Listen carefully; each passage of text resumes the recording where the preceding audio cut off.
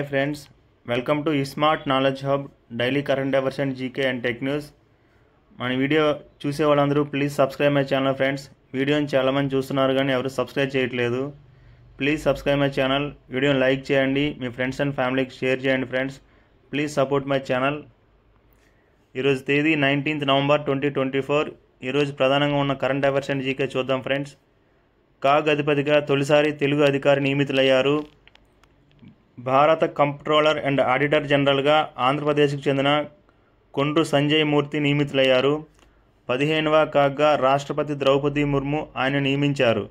ప్రస్తుతం కాగ్గా ఉన్న గిరీష్ చంద్ర ముర్ము స్థానంలో ఈయన నియమితులయ్యారు. అమలాపురం మాజీ ఎంపీ కేఎస్ఆర్ మూర్తి కుమారుడు ఈయన. 1964 December 24న జన్మించారు. మెకానికల్ విభాగంలో ఇంజనీరింగ్ పూర్తి చేశారు. 1989లో ఐఏఎస్ అధికారిగా హిమాచల్ ప్రదేశ్ క్యాడర్కు ఎంపికయ్యారు.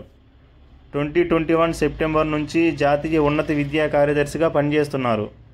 కాగ్గా నియమితులైన వ్యక్తి గరిష్టంగా 6 సంవత్సరాలు కానీ 65 సంవత్సరాల వయసు వచ్చే వరకు కానీ కొనసాగడానికి వీలు ఉంది.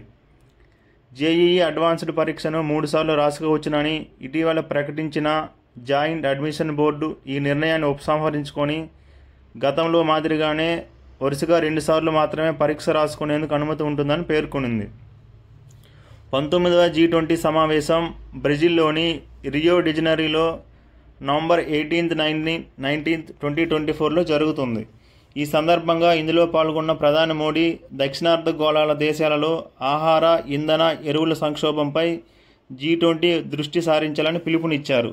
ఈ సమావేశాల సందర్భంగా పేదరికం, ఆకలిపై పోరాటానికి బ్రెజిల్ ప్రతిపాదించిన అంతర్జాతీయ కూటమికి ప్రధానమంత్రి మోడీ మద్దతు పలికారు. ఈ ప్రతిపాదనకు 80 దేశాలు సమర్థించాయి. ఈ సందర్భంగా ప్రధాని మోడీ గత 10 సంవత్సరాల్లో భారత్లో 25 కోట్ల మందికి పేదరికం నుంచి విముక్తి కల్పించామని, 80 కోట్ల మందికి ఉచితంగా ఆహార ధాన్యాలు పంపిణీ చేస్తున్నామని, 55 కోట్ల మందికి ఆరోగ్య బీమా కల్పిస్తున్నామని తెలిపారు. మోడర్న్ ఆర్ట్ మ్యూజియంలో జరుగుతున్న G20 సదస్సుకు బ్రెజిల్ అధ్యక్షుడు లులా డసిల్వా ప్రారంభ ఉపన్యాసం చేశారు. ప్రస్తుతం సింగపూర్ ప్రధాని లారెన్స్ వాంగ్, ప్రస్తుతపు స్పెయిన్ దేశాధినేత పెడ్రో శాంచెజ్లతో ప్రధాని మోడీ సంభాషించారు. ఇటీవల ఆంధ్రప్రదేశ్ ప్రభుత్వం విడుదల చేసిన ఆర్థిక సర్వే ప్రకారం రంగాల వారీగా సగటు వృద్ధి శాతం వ్యవసాయ రంగంలో 2014-19కి 16.6% వృద్ధి ఉండగా 2019-24కి 10.5% వృద్ధిగా నమోదైంది. సేవల రంగంలో 2014-19 సంవత్సరానికి గాను 11.9% వృద్ధి ఉండగా 2019-24 సంవత్సరానికి గాను 10.2% వృద్ధి నమోదైంది. పారిశ్రామిక రంగంలో 2014-19 సంవత్సరానికి గాను 11.9% వృద్ధి నమోదవగా 2019-24 సంవత్సరానికి గాను 12.9% వృద్ధి నమోదైంది. 2022-23లతో పోల్చితే 2023-24లో GSDP వృద్ధిలో 3.1% తగ్గుదల కనిపించింది. సుస్థిరాభివృద్ధి లక్ష్యాల సాధనలో 2023-24 సంవత్సరానికి గాను 9వ స్థానంలో ఉంది. ఆరోగ్యం, సంతోషకర జీవనాల్లో 11వ స్థానంలో ఉంది.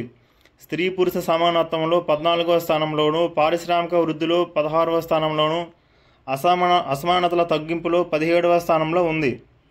2022-23లో GSDP వృద్ధి 13.5% ఉండగా 2023-24లో 10.4%గా నమోదైంది. తలసరి ఆదాయ వృద్ధిలోనూ 1.2% తగ్గి 10.28%గా ఉంది. 2023-24లో GSDP 14.40 లక్షల కోట్లు, తలసరి ఆదాయం 2,42,479 రూపాయలుగా నమోదైంది. 2023-24 సంవత్సరంలో ఆహార ధాన్యాల ఉత్పత్తి 12.92% తగ్గి 146.65 లక్షల టన్నులుగా నమోదైంది. ఆప్ ఇంటర్నేషనల్ ఎడ్యుకేషన్ రూపొందించిన ఓపెన్ డోర్స్ రిపోర్ట్ 2024 ప్రకారం అమెరికాలో అత్యధిక విద్యార్థులు ఉన్న తొలి 5 దేశాలు భారత్ నుంచి 3,31,602 మంది మొదటి స్థానంలో ఉండగా చైనా 2వ స్థానం, దక్షిణ కొరియా 3వ స్థానం, కెనడా 4వ స్థానం, తైవాన్ 5వ స్థానంలో ఉన్నాయి. అత్యధిక విదేశీ విద్యార్థులు ఉన్న యూనివర్సిటీ న్యూయార్క్ యూనివర్సిటీ. ఇప్పటి వరకు భారత్లో 605 ప్రాంతాలు మాత్రమే భౌగోళిక గుర్తింపును GI ట్యాగ్ను పొందాయి. 38 విదేశీ ఉత్పత్తులు మన దేశంలో నమోదు చేసుకున్నాయి. ఆంధ్రప్రదేశ్ నుంచి 19 ఉత్పత్తులకు, తెలంగాణ నుంచి 17 ఉత్పత్తులకు జీఐ ట్యాగ్ ఉంది. ప్రపంచంలో అన్ని దేశాల్లో 70,000 ఉత్పత్తులకు జీఐ ట్యాగ్ ఉంది. వాటిలో 43% ఆహార వ్యవసాయ ఉత్పత్తులకు సంబంధించినవి. భారత్లో జీఐ ట్యాగ్ ఉత్పత్తులను పెంచడానికి కేంద్ర ప్రభుత్వం 2018లో వన్ డిస్ట్రిక్ట్ వన్ ప్రొడక్ట్ పథకాన్ని ప్రారంభించింది. దేశంలో 761 జిల్లాల నుంచి జిల్లాకు ఒక ప్రత్యేక ఉత్పత్తిని గుర్తించాలనేది దీని లక్ష్యం. ఇప్పటికే ఈ పథకం కింద 1102 ఉత్పత్తులను గుర్తించారు. మన దేశంలో భౌగోళిక గుర్తింపు అంశాన్ని క్రమబద్ధీకరించే చట్టం geographical location of goods registration and protection act 1999 ఇది 2003 సెప్టెంబర్ 15 నుంచి అమల్లోకి వచ్చింది. Controller general of patents, designs and trade marks పదవిలో ఉన్నవారే జీఐ ట్యాగ్ రిజిస్ట్రార్గా వ్యవహరిస్తారు.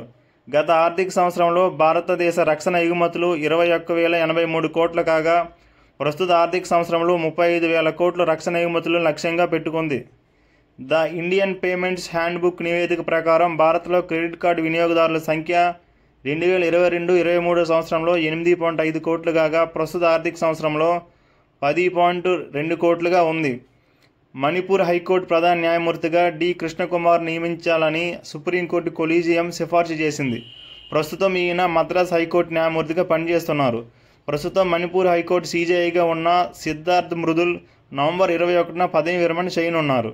ఇటీవల అమెరికా మరియు ఫిలిప్పీన్స్ మధ్య కీలకమైన సైనిక ఒప్పందం జరిగింది. ఇందులో భాగంగా అమెరికా ఫిలిప్పీన్స్కు ఆయుధాలు మరియు క్షిపణులు మరియు డ్రోన్ల సాంకేతికను అందించనుంది. ట్విట్టర్, ప్రస్తుతాన్ని ఎక్స్ అని పిలుస్తున్నారు, దీని మాజీ సీఈఓ జాక్ డార్సీ స్థాపించిన సోషల్ మీడియా బ్లూ స్కై దీన్ని 2019లో రూపొందించారు. ఇటీవల అమెరికా ఎన్నికల ఫలితాల నేపథ్యంలో బ్లూ స్కై వినియోగదారుల సంఖ్య 10 మిలియన్లు పెరిగి 1.9 కోట్ల వినియోగదారులతో ఎలాన్ మస్క్కు చెందిన సామాజిక మాధ్యమం ఎక్స్కు గట్టి పోటీనిస్తుంది. 2024-25 ఆర్థిక సంవత్సరంలో భారతదేశ వృద్ధి రేటు 6.7%గా పరిమితం కానుందని మార్గాన్ స్టాన్లీ అంచనా వేసింది. గతంలో అంచనా వేసిన 7% నుండి 0.3% తగ్గించింది. ఆర్థిక సంస్థలకు దేశీయంగా క్లౌడ్ డేటా స్టోరేజ్ సేవలను అందించడానికి ఆర్బీఐ సమాయత్తం అవుతుంది. 2 డేటా సెంటర్లను ముంబై, హైదరాబాదులో ఈ స్టోరేజ్ సెంటర్లను ఏర్పాటు చేయనున్నారు. ఈ సేవలను 2025 నుంచి అమలు చేయనుంది. గ్లోబల్ క్యాపబిలిటీ సెంటర్స్ జీసీసీ మన దేశంలో 2030 సంవత్సరం నాటికి $100 బిలియన్ దాదాపు 8.40 లక్షల కోట్లకు చేరుతుందని ఒక నివేదిక అంచనా వేసింది. ప్రభుత్వ రంగ సంస్థ ఎంపిక బోర్డు పిఈఎస్బి అధిపతిగా మల్లికా శ్రీనివాసన్ను మరో ఏడాది పొడిగిస్తూ నిర్ణయం తీసుకుంది. ఈమె 2025 నవంబర్ 18 వరకు ఈ పదవిలో కొనసాగుతారు.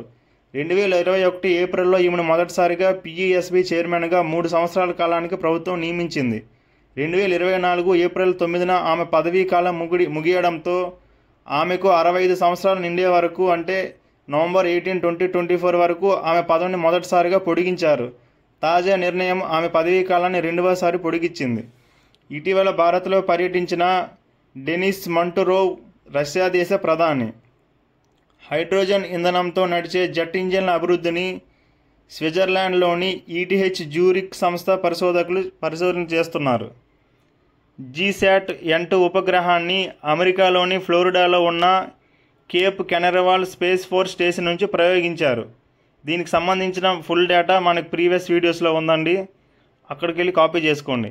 2024 సంవత్సరానికి గాను గురజాడ సాహితీ పురస్కారాన్ని ప్రముఖ రంగస్థల నటుడు, రచయిత మరియు దర్శకుడు మీగడ రామలింగస్వామి అందుకోనున్నారు. 2023 సంవత్సరంలో ప్రపంచ వ్యవసాయ ఉత్పత్తుల ఎగుమతుల్లో భారతదేశ వాటా 2.14%తో $49 బిలియన్ ఉందని ఐక్యరాజ్య సమితి గణాంక విభాగం తెలిపింది. బాస్మతి బియ్యం, నాన్ బాస్మతి బియ్యం, నువ్వుల ఎగుమతుల్లో ప్రపంచంలో భారత్ మొదటి స్థానంలో ఉంది. బాస్మతి బియ్యం ప్రపంచ ఎగుమతుల్లో 52.7% భారత్ చేస్తుంది. జాతీయ నేర గణాంక విభాగం 2022 ప్రకారం దేశంలో అత్యధిక మహిళా ఖైదీలు ఉన్న రాష్ట్రాలు: మొదటి స్థానం ఉత్తరప్రదేశ్ 4,809 మంది, 2 బీహార్ 2,938 మంది, 3 మధ్యప్రదేశ్ 2,938 మంది, 4 పశ్చిమ బెంగాల్ 1,778 మంది. Thank you friends. Channel subscribe చేయండి, వీడియోని లైక్ చేయండి, మీ ఫ్రెండ్స్ అండ్ ఫ్యామిలీకి షేర్ చేయండి.